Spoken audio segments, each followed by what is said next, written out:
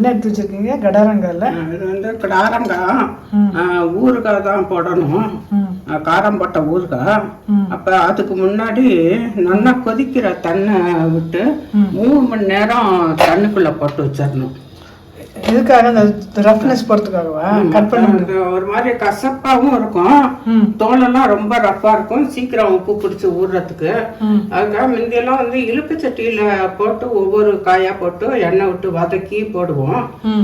அப்படியும் போடலாம், இந்த மாதிரியாகவும் போடலாம். தண்ணி கொதிக்க வச்சு கொதிக்கிற தண்ணியை இப்போ அதில் ஊற்றிட்டு மூடி வச்சிடணும். 3 மணி நேரத்துக்கு அந்த மாதிரி இந்த கொதிக்கிற தண்ணியிலே இருக்கணும். அதுக்கப்புறமா பொடி பொடியாக நறுக்கிட்டு ஈரம் இல்லாமல் தொடச்சிட்டு. இது ஈரம் இல்லாமல் தொடச்சிருவீங்களா? ஆமாம், ஈரம் இல்லாமல் இப்போ ஒரு டவல் எடுத்துட்டு தொடச்சிடணும்.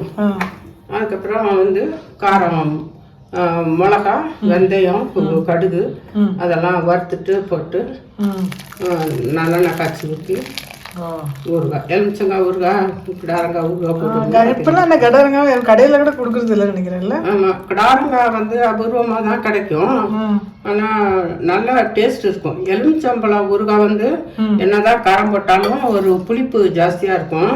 இதில் வந்து அவ்வளோ புளிப்பு இருக்காது, டேஸ்டாக இருக்கும், நல்லா இருக்கும். நல்லா இருக்கும்ல? அபூர்வமாக தான் கிடைக்கும். அபூர்வமாக கிடைக்கிறது இல்லை. மூடி வச்சிடலாம். அப்படியே 3 மணி நேரத்துக்கு மூடி வச்சிடறோம். அதுக்கப்புறமா அதை எடுத்துட்டு துணி போட்டு ஈரம் இல்லாமல் தொடச்சிட்டு சின்ன சின்னதாக நறுக்கிட்டு காரப்பொடி போடும். எடுத்துட்டீங்களா? ஆமாம், இது கொதிக்கிற வெந்நீரில் போட்டு வச்சுருந்தோம். 3 மணி நேரத்துக்கு போட்டு வச்சுருந்தோம். நல்லா இப்போ தண்ணி சூடாகி எடுத்து இதுவும் கொஞ்சம் ஸ்மூத்தாக இருக்குது.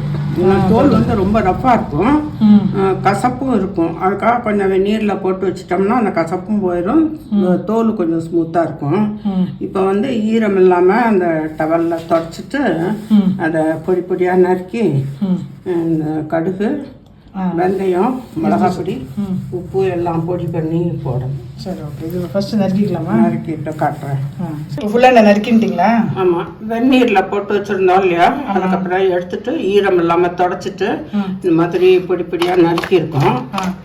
அதுக்கப்புறம் இப்போ வந்து மஞ்சள் பொடி, உப்பு, இது மிளகா வந்து ஒரு 25 மிளகா இருக்கும், 20-25 மிளகா வறுத்துட்டோம்.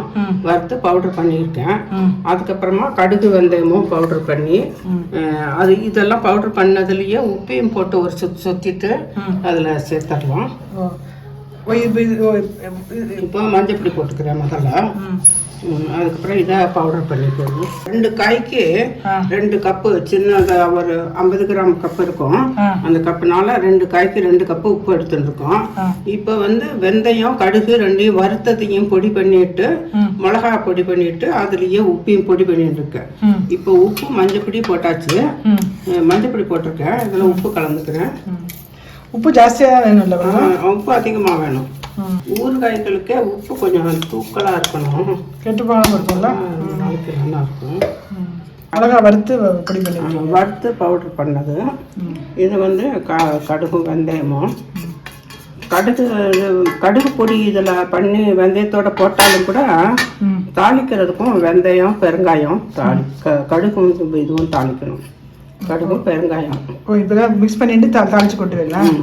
இதெல்லாம் கலந்துட்டீங்க. இப்போ இங்கே அடுப்பில் என்ன வச்சுருக்கீங்க? கடுகும் பெருங்காயமும் தாளிச்சு விட்டுறேன். கடுகும் பெருங்காயமா? நல்லெண்ணெய் போட்டிருக்கீங்களா? நல்லெண்ணெய் ஊற்றி தாளிக்கணும். இது பெருங்காயம் இல்லை? சரிங்க. கொஞ்சம் லிக்விடாக இருக்கிறதுனால தனியாக வறுத்தலை தாளிக்கிற போது போட்டுருவோம். இப்போ வந்து இந்த பொடியெல்லாம் போட்டதுனால இது கொஞ்சம் ட்ரையாக இருக்கிற மாதிரி இருக்கு. இன்னும் கொஞ்ச நேரத்தில் உப்பு ஊறிண்டு அந்த காயோட சாரும் பட்டதோன்னா நல்லா தண்ணி விட்டுக்கும் நிறைய.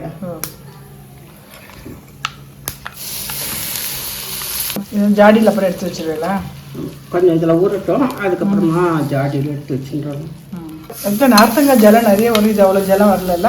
நார்த்தங்காய் இது நம்ம இதுக்குள்ள வெந்நீருக்குள்ள போட்டு வச்சோம்ல, அதனால தோலெல்லாம் இதாக இருக்கு. இதில் வந்து எலுமிச்சம்பழம் மாதிரி அவ்வளவு சாறு இருக்காது, புளிப்பும் இருக்காது. எலுமிச்சையில் இருக்கிற புளிப்பு அந்த அளவு புளிப்பு இருக்காது. ஸோ கடாரங்காய் ஊறுகாய் ரெடி இல்லையா?